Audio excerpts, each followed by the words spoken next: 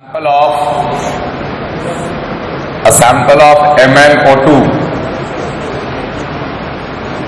contains 80% MnO2, SiO2 15% and rest being water, that is H2O was 5% by mass. ठीक, इसे हम लोग heat कर रहे हैं in open air, heated to a constant weight. जब हम लोग हीट करेंगे तो रेसिड्यू में क्या बचेगा ये आपको खुद डिसाइड करना है। तो सवाल में एक हिंट दे रखा है पहले ही लाइन में कि हम लोग जब हीट करते हैं MnO2 को तो it gets converted into Mn3O4। MnO2 on heating will get converted into Mn3O4।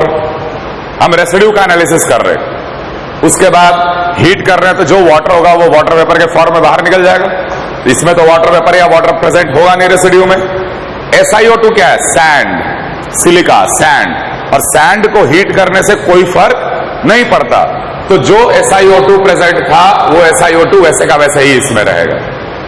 ठीक, let us consider 100 gram of the mixture, 100 gram of the sample.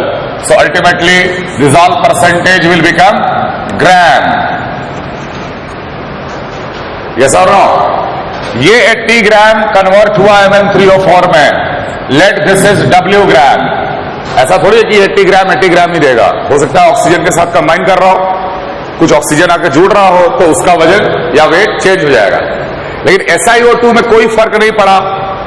SiO2 on heating no effect, definitely it will remain 15 gram, और water जो 5 gram था वो निकल गया। Clear? What is the percent of manganese in the residue, ये पूछ रहा है सवाल। तो percentage of Mn in residue will be equal to mass of Mn in the residue divided by total mass of residue multiplied by 100। ये answer है मेरा, यही निकालना है ना। सवाल बोल रहा है what is the percent by mass manganese present in the residue. तो कैसे निकालेंगे? Mass of manganese in the residue divided by total mass of the residue into 100। समझ में आ रहा है? ठीक है। कौन सा एटम को हम लोग सेफली कंजर्व कर सकते हैं? कौन से एटम को हम लोग सेफली कंजर्व कर सकते हैं? यहां पर मैंगनीज। क्लियर है ये चीज? तो हम लोग लिख सकते हैं 1 into the moles of MnO2। Mn को कंजर्व कर रहे हैं, index 1 into the moles of MnO2 will be equal to 3 into the moles of Mn3O4। तो ये दोनों बेसिकली क्या है? It is a moles of Mn। Moles of Mn, left hand side 1 into the moles of MnO2, right hand side 3 into the moles of MnO2। और वो दोनों moles of Mn क्या होंगे? बराबर बिठाते हैं यहां पर। मोल्स ऑफ MnO2 मास कितना था?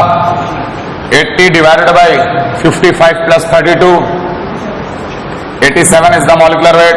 मोल्स हो गया, that will be equal to 3 into mass कितना मान के रखे हम? W divided by molecular weight of Mn3O4 कितना आ रहा है इसका? 165 प्लस 64,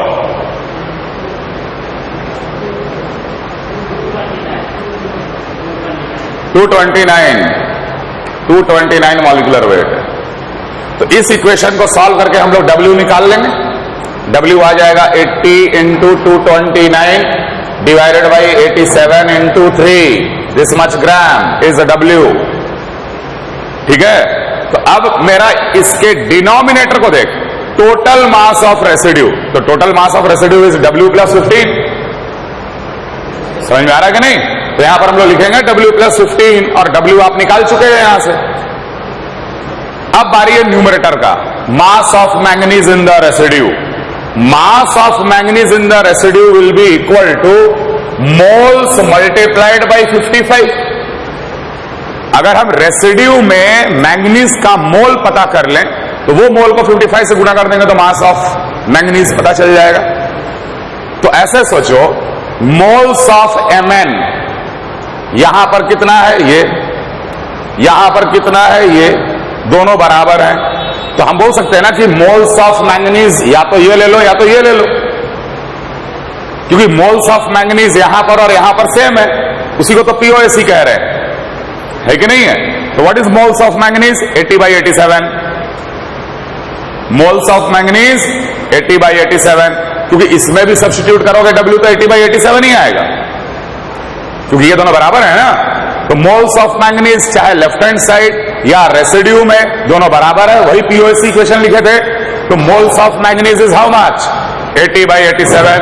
याद है क्या लिखे, 80/87 मल्टीप्लाइड बाई 55 into 100 आंसर। समझ में आया कैसे किए, क्लियर है, क्लियर, कॉपी कर लो सॉल्यूशन।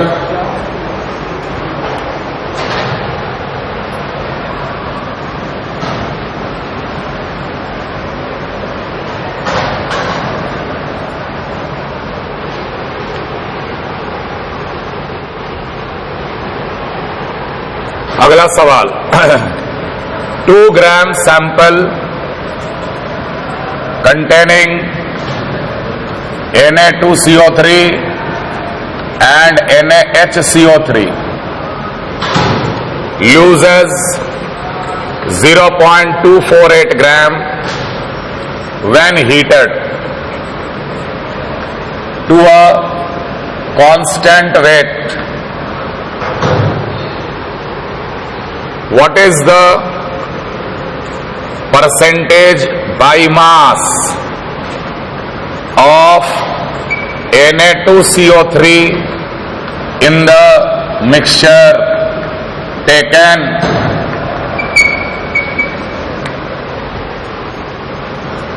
given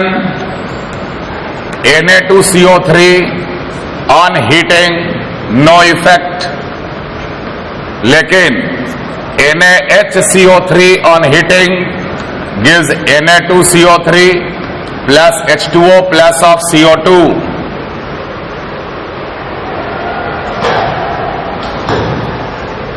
अगला सवाल है, for the following sequence of reaction CaC2 plus water gives C2H2 plus of CaO,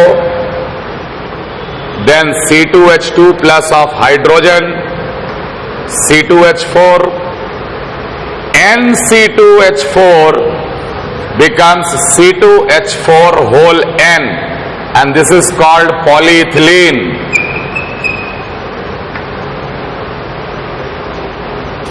Calculate the mass of polyethylene which can be produced by 10 kg of CaC2.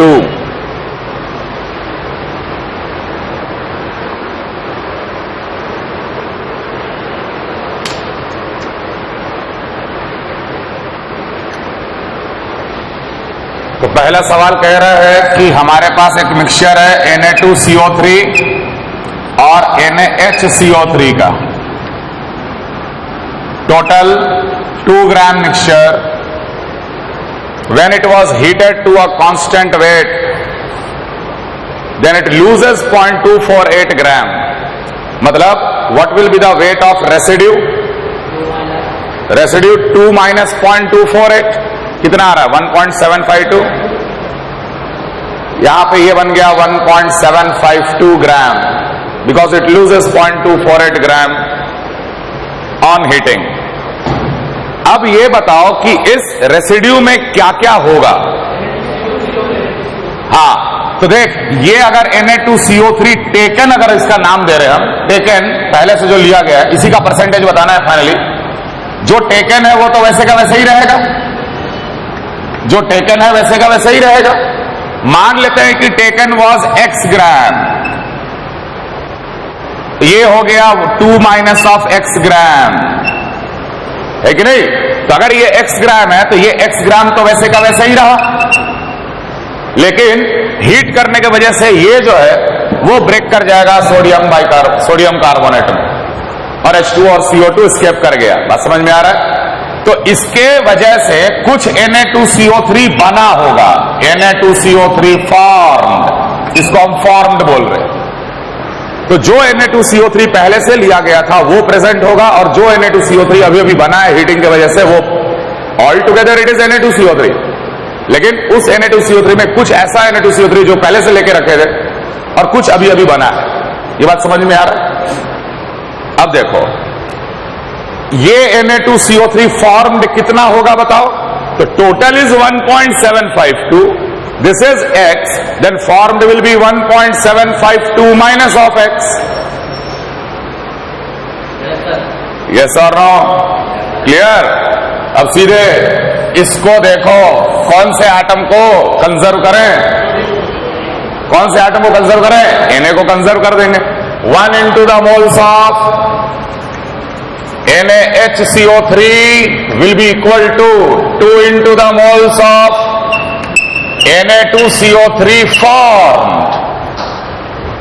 इस पे लगा है ना, 1 into the moles of NaHCO3 will be equal to 2 into the moles of Na2CO3 formed। ये clear है? अब बिठा दो यहां पे वैल्यू, मोल्स ऑफ NaHCO3, मास कितना? 2 minus x, 2 minus x divided by इसका मॉलिक्यूलर वेट कितना होगा? 24, 12, 36, 36 plus 84, 36 plus 48, 84, that will be equal to 2 multiplied by mass of Na2CO3 formed कितना है? 1.752 minus x, है कि नहीं? तो यहां पर लिखेंगे 1.752 minus x divided by molecular weight of Na2CO3, शायद 106। देख तो Na2CO3 का मॉलिक्यूलर वेट 46 प्लस 12, 58, 58 प्लस 48, 106 ना? हाँ, ये इक्वेशन को सॉल्व करेंगे, ये इक्वेशन को सॉल्व करके x निकाल लेंगे। x पता चल गया मतलब Na2CO3 का मास पता चल गया। हमारा फाइनल आंसर क्या होगा? x/2 into 100, percentage of Na2CO3 in the original mixture, x upon total mass into 100। समझ में आ रहा कैसे हम लोग अप्रोच कर रहे हैं?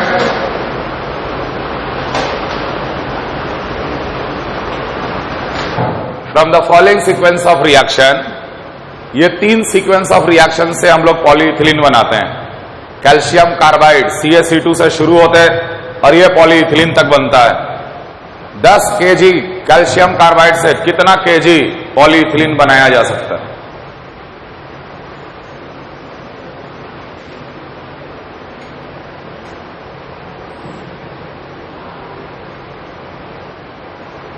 कैसे सॉल्व करेंगे? मेरे को एक्सप्लेन करो, कोई बोलो। मोल्स ऑफ CaC2 पहले निकाल लिए, इतने मोल्स ही C2H2 के ही होंगे। क्यों? क्योंकि रिएक्शन बैलेंस्ड है। हाँ, फिर यहां आए, हाँ, फिर यहां पर आ गए, फिर यहां पर आ गए। ठीक है, ये तुम 3 स्टेप में सोचे, सीधे यहां से यहां क्यों नहीं आ गए? आखिर अगर हम कार्बन को ऑब्जर्व करें, observe the carbon atom, calcium carbide का कार्बन फाइनली कहां गया? तो इसका कार्बन पहले यहां आ गया, इसका कार्बन फिर यहां आ गया, इसका कार्बन यहां आ गया। तो हम क्यों ना बोलें कि इसका एंटायर कार्बन पॉलीथिलीन में आ गया? बीच में क्या हुआ उससे मेरे को कोई मतलब नहीं है। जब मेरे को ये इंफॉर्मेशन पता चल गया कि जितने कार्बन यहां पर थे वो सारे के सारे कार्बन आ चुके हैं पॉलीथिलीन में, apply POSE on carbon directly, POSE on carbon, 2 into the moles of CaC2, carbon पे POSE लगा रहे, 2 into the moles of CaC2 will be equal to, इसका इंडेक्स कितना है? 2n into the moles of C2H4 whole n। समझ में आ रहा है? तो एक एक स्टेप करने के बजाय अगर हम एक ऐसा एटम को ऑब्जर्व कर लें कि वो एटम एंटायरली लास्ट पे पहुंच गया, तो पहले और लास्ट को कंजर्व कर दो। क्लियर है ये चीज? 2 into, ओके, 2 तो कट गया, मोल्स ऑफ CaC2 10 into 10 की पावर 3, क्योंकि मोल हमेशा ग्राम अपॉन मॉलिक्यूलर वेट होता है, केजी अपॉन मॉलिक्यूलर वेट नहीं, ग्राम अपॉन मॉलिक्यूलर वेट। इसका मॉलिक्यूलर वेट कितना आएगा? 24 plus 40, 64. That will be equal to n multiplied by moles of polyethylene. Let W gram is produced. Let W gram of polyethylene is produced. So W divided by molecular weight. Molecular weight कितना आएगा इसका? 24 plus 4, 28. 28 into n. 28 n. n cut गया, W निकल गया ग्राम में, उसको KG में convert कर लो। Atomic weight multiplied by specific heat capacity of element is always equal to 6.4, and this particular law is called Dulong-Pettit law.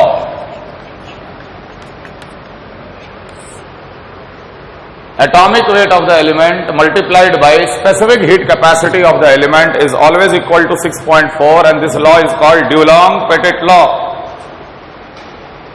लेकिन इस इक्वेशन में स्पेसिफिक हीट कैपेसिटी का यूनिट कैलोरी पर ग्राम होना चाहिए। स्पेसिफिक हीट कैपेसिटी का unit should be calorie पर ग्राम, और इस लॉ को, छोटे से लॉ को हम लोग ड्यूलॉन्ग-पेटिट लॉ कहते हैं।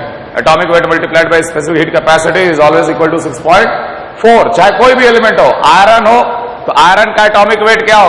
Atomic wait 56 multiplied by specific heat capacity 6.4। कोई भी एलिमेंट, मेटालिक एलिमेंट के लिए ये वैलिड है।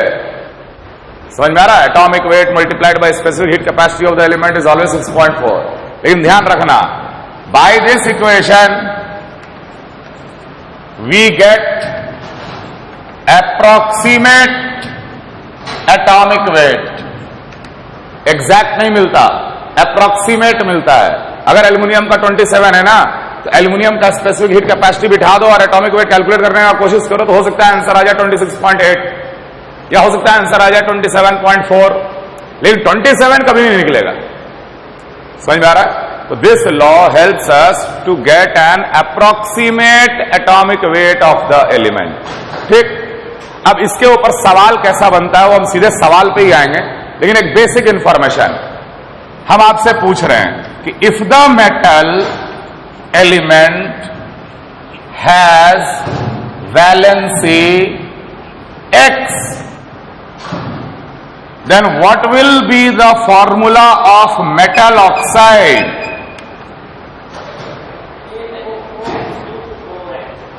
क्लास 10th का पूछ रहे हैं।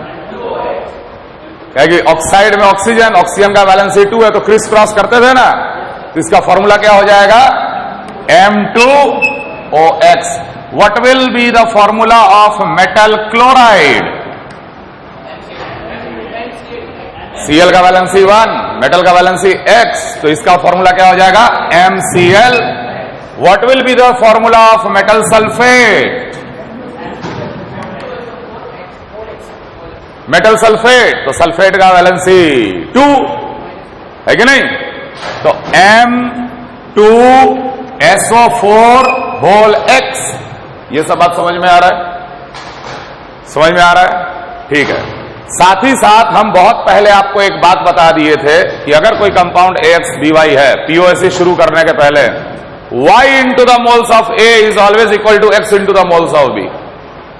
ये पढ़ो, Y into the moles of A will be equal to X into the moles of B। ये हम बता चुके थे POSE में। सीधे अब सवाल लिखो ये कॉपी करने के बाद।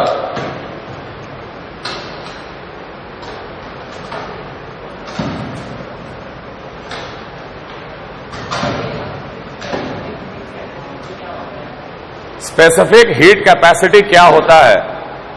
1 ग्राम कोई भी सब्सटेंस का 1 डिग्री से टेम्परेचर बढ़ाने के लिए जो हीट की आवश्यकता होती है वो स्पेसिफिक हीट कैपेसिटी कहलाता है। मान लो आयरन है, तो आयरन का 1 ग्राम लो, उसमें हम कितना हीट देंगे कि उसका टेम्परेचर 1 डिग्री से बढ़ जाए, तो जो हीट दिए वो स्पेसिफिक हीट कैपेसिटी होता है। Heat required to raise the temperature by 1 degree centigrade for 1 gram of the substance is called specific heat capacity. खैर, वो वैल्यू आपको दिया हुआ रहेगा सवाल में, इसलिए टेंशन लेने वाली बात नहीं है। सवाल लिखिए, पहले ये कॉपी कर लो, उसके बाद सवाल लिखो। 7.38 ग्राम of metal oxide is completely reduced into 6.84 gram of metal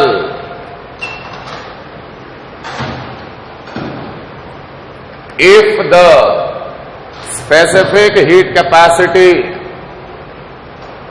is 0.0332 calorie per gram, then calculate the valency and exact atomic weight of metal।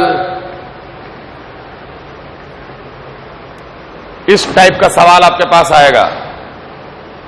इस कंसेप्ट पे बेस्ड आपसे वैलेंसी और एग्जैक्ट एटॉमिक वेट पूछा जाएगा। ध्यान रखना कि Dulong Petit law approximate atomic weight देता है, लेकिन आपको कैलकुलेट करना है exact atomic weight of the element by the data given. इसको सॉल्व करने का एक पर्टिकुलर तरीका है, वो तरीका को देखो, उसके बाद फिर हम दूसरा सवाल देंगे और तरीका आपको बहुत आसानी से समझ में आ जाएगा। सबसे पहले let the valency is x, let the valency of the metal is x, then what will be the formula of metal oxide? Metal oxide will be M2OX। ठीक है, अब मेटल ऑक्साइड से ही तो मेटल निकला ना, तो ये जो 6.84 ग्राम मेटल मिला, ये 6.84 ग्राम मेटल इस ऑक्साइड में भी होगा। मास कंजर्वेशन, इस ऑक्साइड को रिड्यूस करके प्योर मेटालिक फॉर्म में लाया गया। What is reduction? Removal of oxygen. Oxide का सारा ऑक्सीजन हटा दिए तो इतना ग्राम मेटल मिला, तो ये मेटल यहीं पे मौजूद होगा ना पहले। तो ऑक्साइड में, in oxide mass of metal will be equal to 6.84 gram. Therefore mass of oxygen will be equal to 7.38 minus of 6.84. How much? 4, 5, 0.54 ग्राम। ये समझ में आ रहा है? एक ऑक्साइड में अगर बीटा ग्राम ऑक्साइड है, उसमें अल्फा ग्राम मेटल है, तो ऑक्सीजन कितना है? Beta minus alpha. क्लियर है ये चीज? ठीक है। अब इस फॉर्मूला को देखकर हम लोग तुरंत लिख सकते हैं x into the moles of M will be equal to 2 into the moles of O।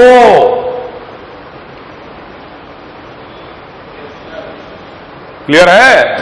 Now x into moles of M, mass of M 6.84 divided by atomic weight नहीं पता, let A represent atomic weight, that will be equal to 2 into the moles of O। Moles of O is mass of O divided by atomic weight of O। अब इस equation में दो चीज unknown है मेरे लिए, X और A।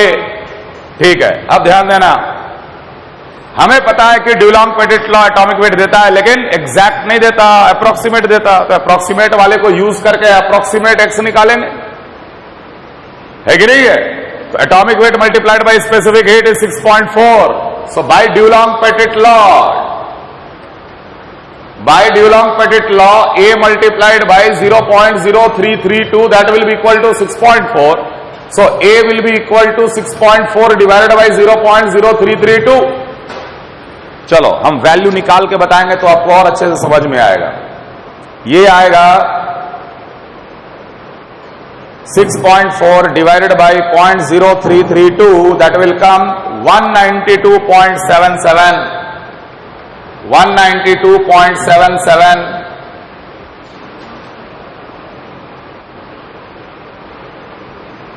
ठीक है, यूनिट कैलोरी पर ग्राम था, ये वैल्यू आ रहा है, लेकिन हमें पता है कि ये वैल्यू जो है ये अप्रोक्सीमेट होगा, एग्जैक्ट नहीं होगा। ठीक है, ये अप्रोक्सीमेट वैल्यू को यहां पर बिठा दो तो आपको जो x मिलेगा वो भी अप्रोक्सीमेट मिलेगा। Okay, let us calculate x। x is equal to, या x multiplied by 6.84 divided by 192.77, that will be equal to 2482510, 1.08 divided by 16। चलो ये वैल्यू भी निकालते हैं हम लोग, x का वैल्यू समझ में आएगा कितना आ रहा है। तो ये आएगा 1.08 multiplied by 192.77 divided by 16 divided by 6.84। ये x का वैल्यू आ गया 1.9। मैं कैलकुलेट करके दिखा रहा हूं आपको सिर्फ फील लाने के लिए आखिर क्या चल रहा है यहां पर। पहले क्या किए, let the valency is x, metal oxide M2OX। कुछ डेटा दिया है हमको, मेटल का मास दे दिया तो हम ऑक्सीजन का मास निकाल लिए, मास कंजर्वेशन। फिर x into the moles of M, 2 into the moles of O, equation तैयार कर लिए। x और A दो अननोन है, A निकाले by the help of Dulong-petit law, but this is not accurate. If this is not accurate then this is also not accurate. x आया 1.9। क्या valency कभी डेसिमल नंबर होता है? लेकिन यहां पे 1.9 आ रहा है। Select the closest integer, select the closest integer, यहीं पे सेलेक्ट करना है क्लोजेस्ट इंटीजर को। देयरफॉर x का वैल्यू क्या ले लेंगे, 2। देयरफॉर एक पार्ट कैलकुलेट हो गया। Calculate the valency of the element is 2। ठीक, अब ये 2 यहां बिठाकर A का एग्जैक्ट वैल्यू निकाल लेंगे, क्योंकि 2 वैलेंसी एग्जैक्ट है तो A हमको क्या मिलेगा, एग्जैक्ट मिल जाएगा। बात समझ में आ रहा है? सो 2 into 6.84 by A, that will be equal to 1.08 by 16. A will be equal to 2 into 6.84 multiplied by 16 divided by 1.08.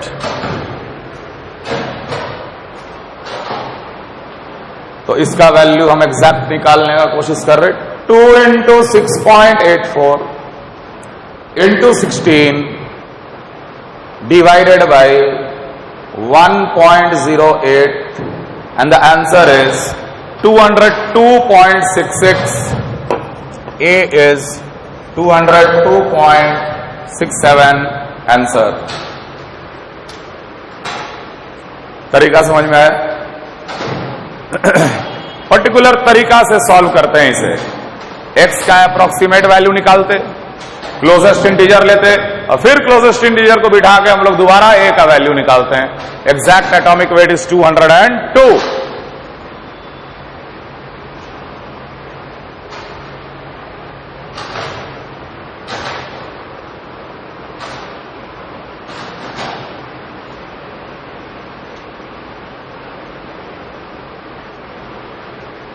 अब इसके ऊपर सिर्फ हम एक ही सवाल देंगे, क्योंकि सॉल्व करने का तरीका बिल्कुल फिक्स है, चाहे जैसा भी सवाल आ जाए।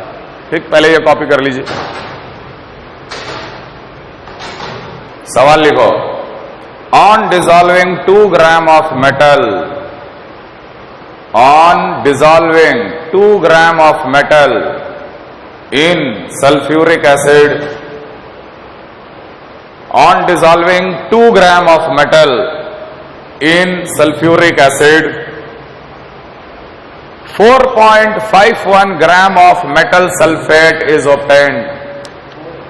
51 on dissolving 2 gram of metal in H2SO4, 4.51 gram of metal sulfate is obtained. The specific heat of metal is 0.057. The specific heat of metal is 0.057. The specific heat of the metal is 0.057 calorie per gram. Calorie per gram. What is the valency and exact atomic weight of the metal? 0.057 calorie per gram. 0.057 calorie per gram. Calculate the exact atomic weight and valency.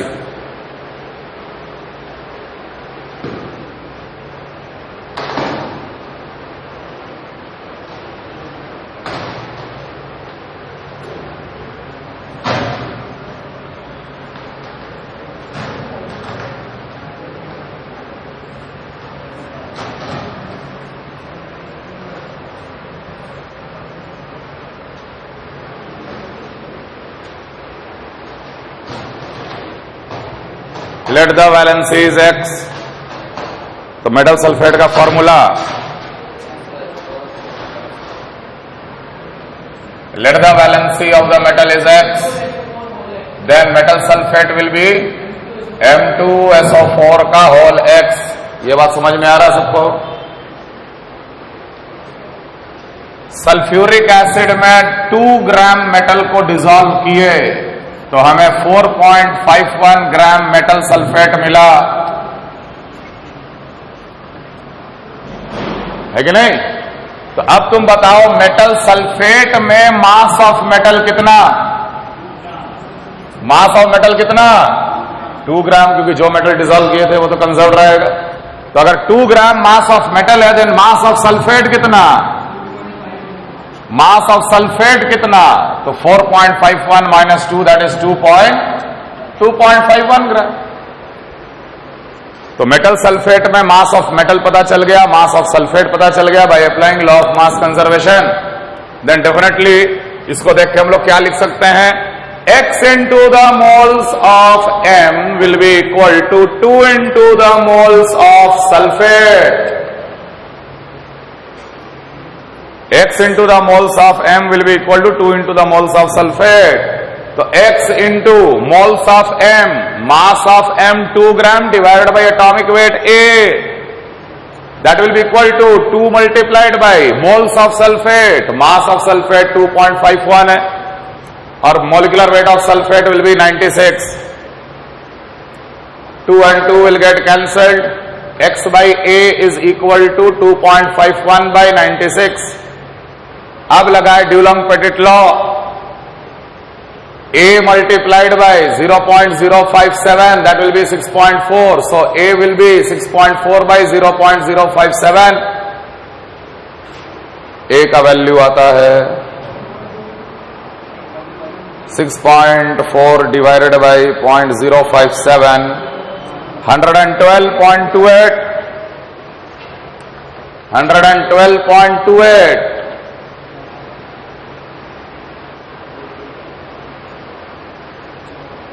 Then x कितना आ जाएगा?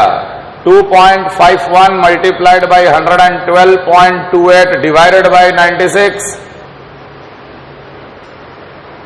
तो 112.28 multiplied by 2.51 divided by 96 and it will come 2.94.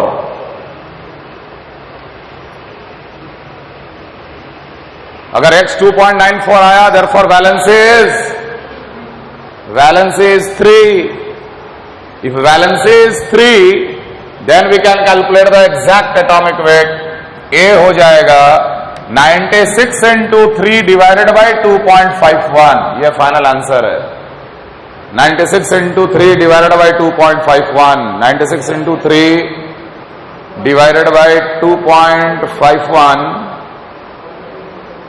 Ultimately, it is 114.74.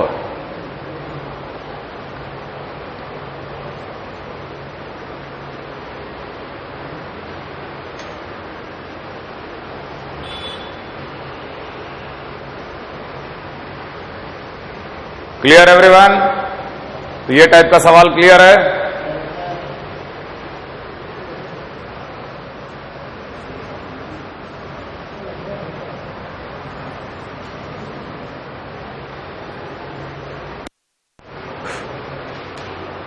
अब जो हम लोग पढ़ने जा रहे हैं, ये पढ़ने के बाद आप लोग ट्यूटोरियल शीट आराम से सॉल्व कर सकते हैं, फिर हम होमवर्क देना शुरू करेंगे, ठीक है। And this is called concentration term.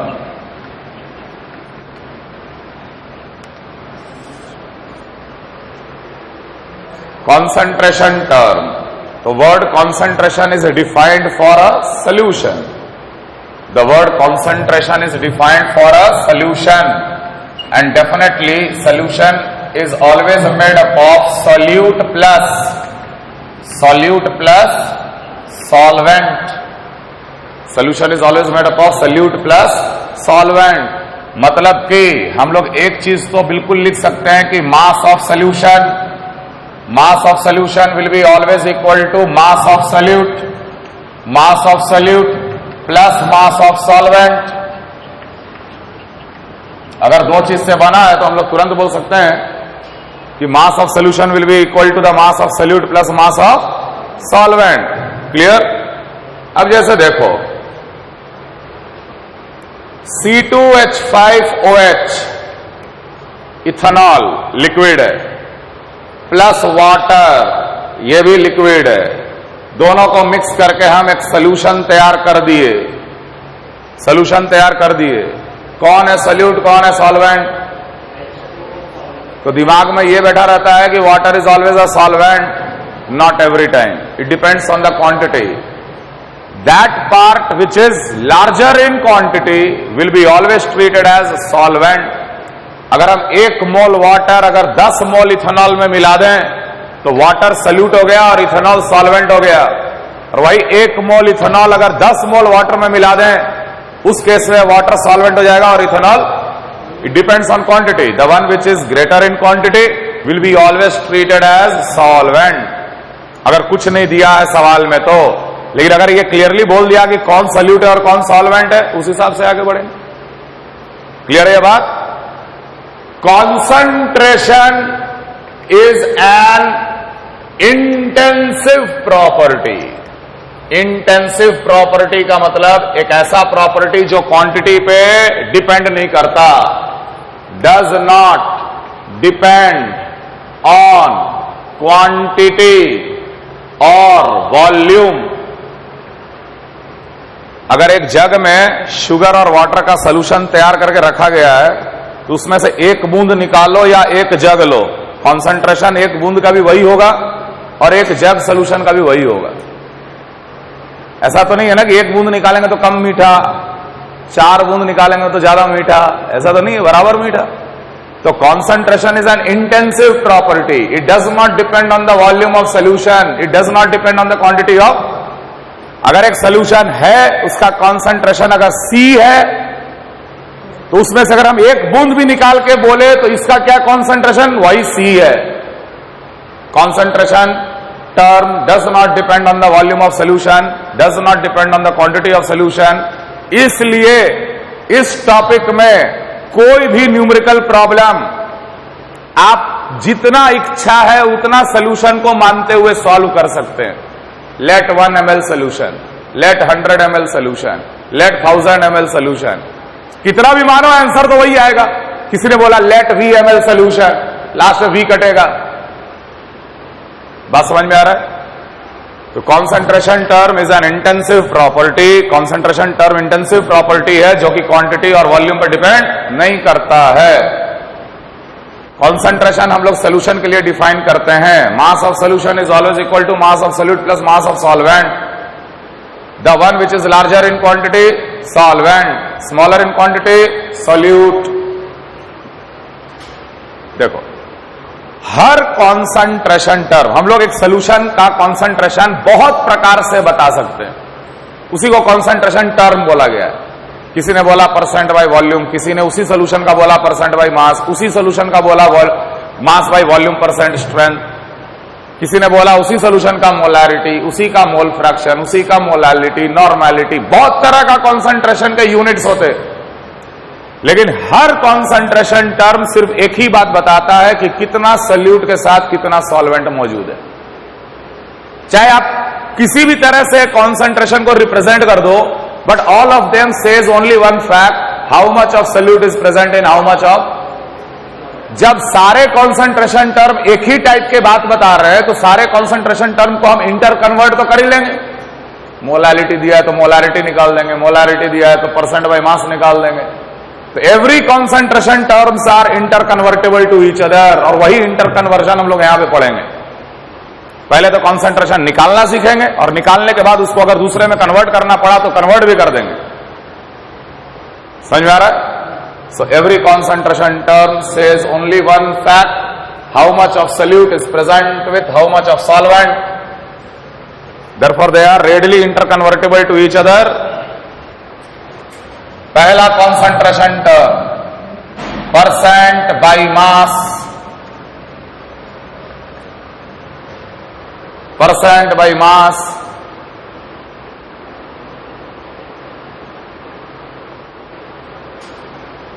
सिर्फ लिखा रहेगा परसेंट बाय मास, लेकिन bye default it is percent by mass solute. Her concentration term solute के हिसाब से होता है, ना कि सॉल्वेंट के हिसाब से। परसेंट बाय मास, तो परसेंट बाय मास किसका? सोल्यूट का कि सॉल्वेंट का? By default it is of solute. Molarity, molarity with respect to solute. Mole fraction with respect to solute. समझ में आ रहा है? परसेंट बाय मास, ठीक है। मास of solute divided by mass of solution, mass of solution into 100। अगर हमसे बोला गया कि भाई सोल्यूशन का परसेंट बाय मास निकालो, परसेंट बाय मास स्ट्रेंथ बताओ, तो हम उस सोल्यूशन में पता करेंगे कितना मास सोल्यूट है divided by the total mass of solution into 100, है कि नहीं? लेकिन मान लो कि एक सॉल्यूशन आपको दिया हुआ है और उसके ऊपर एक लेबल चिपका हुआ है। लेबल चिपका हुआ है 15% by mass. Then what do you understand by that? तो ध्यान देना, हम हर टर्म का अंडरस्टैंडिंग भी बताएंगे। अंडरस्टैंडिंग मतलब पहला सेंटेंस क्या लिखोगे। अगर एक सॉल्यूशन के ऊपर 15% बाय मास का लेबल चिपका हुआ है तो उससे हम क्या समझते हैं, हम कैसे शुरू होंगे? सीधा सीधा बात भाई, if I take 100 gram of the solution it will contain 15 gram of solute. Very simple. ऐसे ही आगे धीरे धीरे टफ होता चला जाएगा। अभी तो हम शुरुआत की है। खैर, इससे हम यही समझते हैं कि 100 ग्राम सोल्यूशन अगर लेंगे, सोल्यूशन अगर लिए, then definitely it will contain 15 gram of solute. And if it is containing 15 gram of solute, then साथ ही साथ definitely it will contain 85 gram of solvent। लो, कर दिया एनालिसिस। अब इसके आगे बढ़ जाएंगे हम सवाल सॉल्व करने।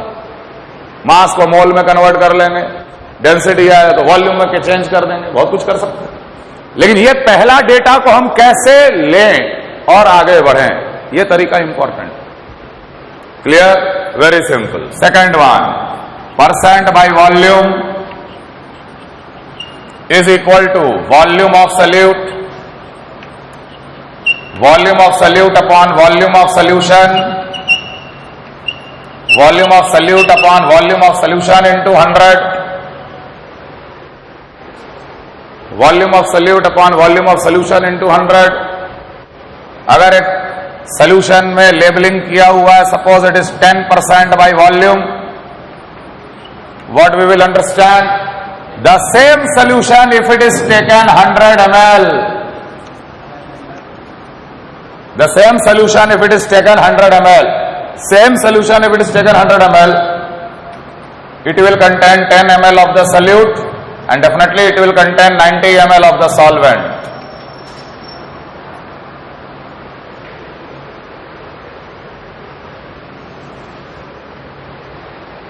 तीसरा, W by V percent strength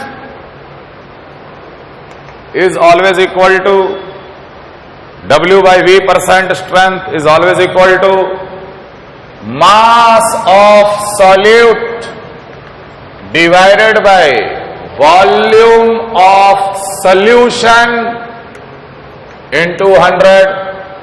इसको डेंसिटी मत ले लेना, देखने में मास बाय वॉल्यूम है, लेकिन सोल्यूट का मास और वॉल्यूम ऑफ सोल्यूशन ये डेंसिटी नहीं हो सकता। मास of solution upon volume of solution is density of solution. लेकिन W/V% स्ट्रेंथ क्या होता है? मास of solute upon volume of solution into 100। ध्यान दे, या तो ये दोनों SI में या तो CGS में, है कि नहीं? ऐसा नहीं कि ऊपर ग्राम और नीचे हो गया मीटर क्यूब। ऊपर ग्राम तो नीचे ml, ऊपर kg तो नीचे मीटर क्यूब। जनरली ग्राम ml में हम लोग काम करते हैं, ठीक। अगर एक सोल्यूशन है जिसका लेबलिंग किया हुआ है, सपोज इट इज 15 W/V%, ऐसे लिखा हुआ है, a solution is labeled as 15 W/V%, what we will understand by that? Let us take the same solution 100 ml. Solution, it will contain 15 gram of solute in it. देख रहे हो, volume of solution लिए तो उसमें मास of solute लिख रहे। 100 ml अगर हम लोग सोल्यूशन लेंगे तो उसमें 15 ग्राम सोल्यूट प्रेजेंट होगा। क्लियर है? अब उसके बाद जो लिखना होगा लिखेंगे आगे।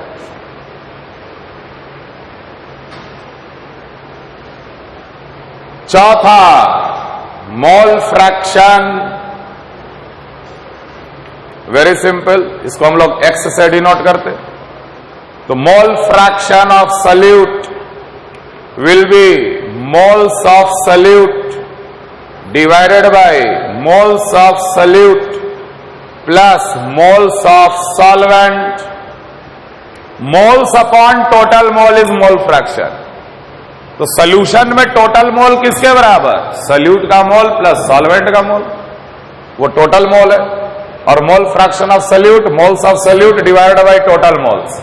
Similarly mole fraction of solvent will be moles of solvent divided by total mole, और total mole क्या है? moles of solute plus moles of solvent। तो हम लोग मोल फ्रैक्शन किसी का भी डिफाइन कर सकते हैं, सोल्यूट का भी कर सकते हैं, सॉल्वेंट का भी कर सकते हैं। Sum of the mole fraction is always equal to 1। Solute का मोल फ्रैक्शन प्लस सॉल्वेंट का mole fraction will be always equal to 1। Clear? चलो, हम यहां पे एक छोटा सा चीज पूछ रहे हैं कि मान लो ये एक सॉल्वेंट है वाटर, N मोल सॉल्वेंट है वाटर, इसमें हमने N1 मोल शुगर मिला दिया, N2 मोल सॉल्ट मिला दिया, और इसमें N3 मोल चॉक पीस मिला दिया। 3 चीज मिला दिए वाटर में पूरा। शेकन vigorously. What will be the mole fraction of sugar? N1 upon N1 plus N2 plus N3 plus N3 नहीं लेंगे। Solution is a homogeneous mixture of 2 or more different substance। क्या ये चॉक पीस होमोजीनियस मिक्सचर बना पाएगा? Chalk piece कहीं जाकर ऐसे जमा हो जाएगा। होमोजीनियस मिक्सचर कहां है? ये है। तो ये N3 mole chalk piece is not a part of solution, therefore it should not be taken into total moles calculation. समझ में आ रहा है? N1 upon N1 plus N2 plus N, mole fraction of the salt, N2 upon N1 plus N2 plus N, mole fraction of water, capital N upon N1 plus N2 plus N, sum of the mole fraction is always equal to 1। तीनों को जोड़ दोगे तो 1 के बराबर आ जाएगा। तो मेरा यह सिर्फ समझाना था कि जो कंपोनेंट होमोजीनियस मिक्सचर का पार्ट नहीं है उसे सोल्यूशन का पार्ट हम लोग कंसिडर नहीं करेंगे। तो ये N3 mole of chalk piece will not be included in the calculation of mole fraction of. समझ में आ रहा? Colloidal, little knowledge is a very dangerous thing. सुने हो कभी? अंग्रेजी में सुने हो? Little knowledge is a very dangerous thing. अधजल गगरी छलकत जाए। अभी कोलोइडल ओलोइडल का बात मत करना। जो कोलोइडल क्या होता? हाँ बोलिए। हम लोग सोल्यूशन पढ़ रहे, कोलोइडल नहीं। सॉल्यूट के पार्टिकल का साइज से डिसाइड करते हैं कि उसे सोल्यूशन बोले कि कोलोइडल बोले कि सस्पेंशन बोले। वो हम लोग आगे पढ़ेंगे 12वीं में सरफेस केमिस्ट्री में। अभी हम लोग बिल्कुल होमोजेनियस सोल्यूशन की बात कर रहे हैं। क्लियर है ये चीज? चलो, अगर एक सोल्यूशन है उसमें लेबल लगा हुआ है x is equal to 0.05,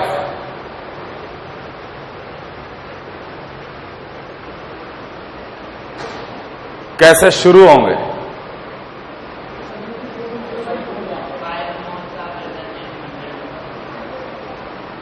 Five moles are present in 5 moles of what is present? Solute is present in 100 moles of solution की solvent, solution। बिल्कुल सही। कोई जरूरी नहीं कि 100 लो, 10 ले लो। बोलो 10 मोल सोल्यूशन में 0.5 मोल सोल्यूट है। समझ में आ रहा है? Let the total mole is 100 moles total, definitely it will have 5 moles solute। अगर 5 मोल solute है तो इसमें 95 moles solvent भी होगा।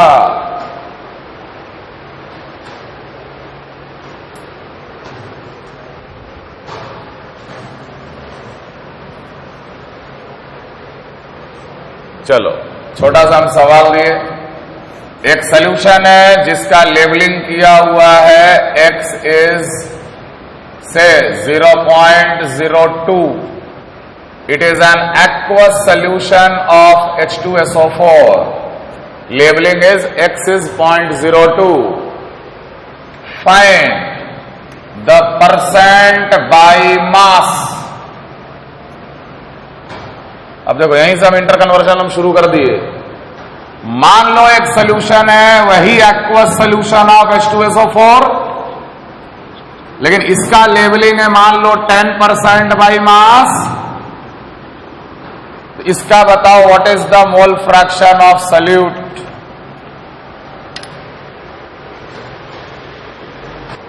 बोलो। हम पहला बात क्या बताया था कि तुम चाहो तो एक ड्रॉप सोल्यूशन इमेजिन कर या 10 लीटर इमेजिन कर, आंसर तो वही आएगा। सोल्यूशन तो दिया हुआ है, इसी सोल्यूशन का मेरे को परसेंट बाय मास बताना है। इसीलिए मैं हर जगह क्या लिख रहा हूं? स्टार्ट कैसे करना है। सबसे पहले मोल फ्रैक्शन 0.02 दिया। What do you understand by that? Okay, if I take 100 moles of solution, it will contain 2 moles of H2SO4 ही तो सोल्यूट है। यही समझते हैं ना मोल फ्रैक्शन से। अगर 2 मोल H2SO4 है तो इसमें 98 मोल्स क्या होगा? वाटर होगा। Aqueous solution, solvent is always water. हो गया ना? ठीक है, मतलब ये सोल्यूशन और ये सोल्यूशन सेम है। यहां भी मोल फ्रैक्शन कितना है? 0.02। वहां भी मोल फ्रैक्शन कितना दे रखा है? 0.02। Both of the solution are same in terms of concentration. ठीक है कि नहीं? तो अगर ये अब सोल्यूशन दिया है तो परसेंट बाय मास कैसे निकालेंगे? निकाल टोटल मास। यार इसका टोटल मास कितना होगा? मास of solute plus mass of solvent. 2 into 98, H2SO4 का molecular weight 98 plus 98 into 18 molecular weight. ये हो गया total mass. Mass of solute,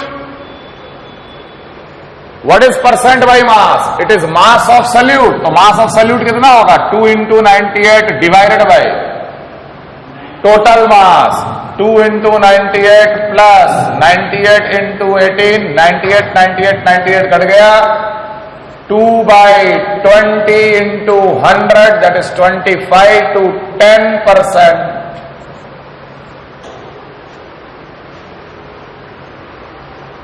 कैसे किए समझ में आया? तुम्हें समझ में आया? तुम्हें क्लियर है? 10% बाई मास है, तो ऑब्वियसली अब हम जो दूसरा पार्ट दिया है कि अब 10% बाई मास है, मोल फ्रैक्शन निकालो, तो आंसर तो 0.02 आएगा। लेकिन ठीक है, फिर भी करो। अगर ये सवाल होता तो कैसे अप्रोच करेंगे? तो जब ये दिया रहता है तो कैसे शुरुआत करना है? Let the solution taken is 100 gram, it will definitely contain 10 gram of solute, that is H2SO4. And if it has 10 gram of solute, then definitely it will have 90 gram of solvent, that is water. ठीक है? तो मेरे पास solution तैयार है यार, जिसमें H2SO4 का ग्राम पता है, H2O का मोल, सबका मोल निकाल लो। 10 divided by 98 moles of H2SO4, 90 divided by 18 moles of water. Now what is mole fraction? Moles of solute upon moles of solute plus moles of solvent.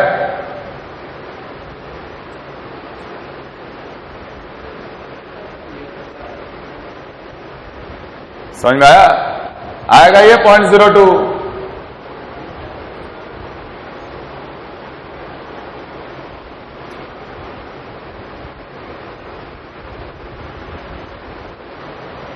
Solve करोगे तो ये 10/500 हो जाएगा। 1/50, definitely it is 0.02।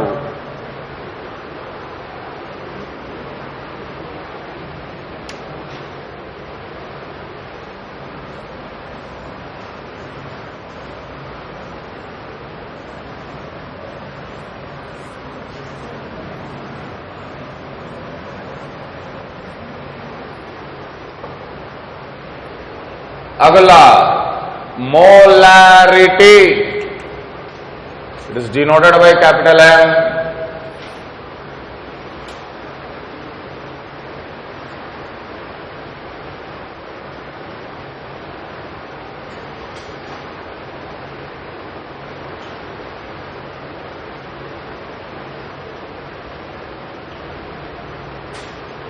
Molarity is the total number of moles of solute present in 1 liter या 1000 ml solution।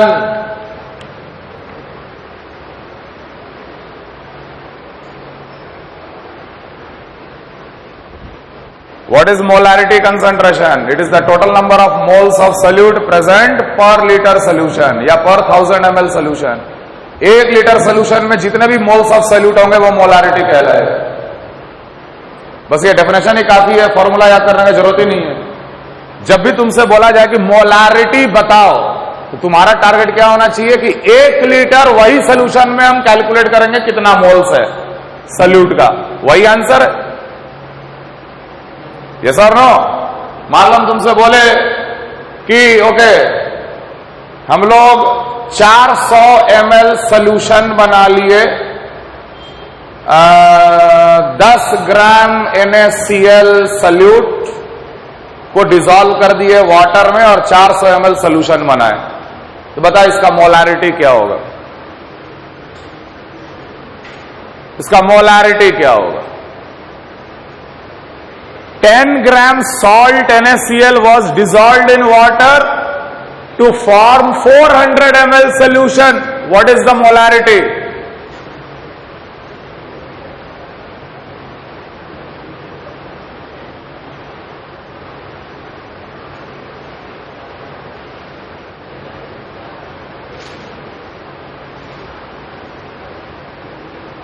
तो कितना मोल solute को dissolve किए आप? 10/58.5, सोडियम 23, क्लोरीन 35.5, इतना मोल आपने डिसॉल्व किया। तो हम बोलेंगे ना कि 400 ml में इतना मोल है, तो क्या यही मोलारिटी हो गया? मेरा टारगेट कितने में है? 1000 ml में जो मोल्स आएगा या 1 लीटर सोल्यूशन में जो मोल्स आएगा वो मोलारिटी कहलाएगा। लिख देंगे 400 ml solution has 10/58.5 moles of solute. Therefore, 1000 ml solution will have 10/58.5 1/400 multiplied by, ये हो गया molarity.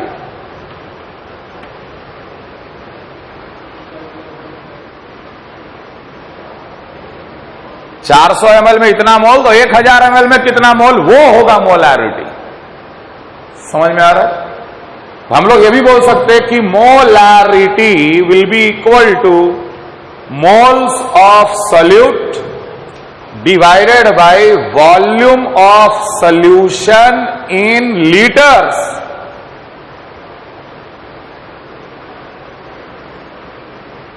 Moles of solute divided by volume of solution in liter will give you the molarity. अब तुम ऐसा सोचो ना, ये 1000 को अगर हम नीचे ले जाएं तो ये 400 by 1000 हो जाएगा, वो 0.4 लीटर हो गया ना, 0.4 लीटर, और ये मोल्स है, moles divided by 0.4 litre. Answer पर litre solution how many moles, यही तो निकालना है। तो यहां बोलेंगे कि 0.4 लीटर में इतने मोल्स हैं, तो 1 लीटर में कितना, तो दिस डिवाइड बाय 0.4। आंसर थोड़ा लंबा है, इसलिए हम अगले क्लास में डिस्कस करेंगे।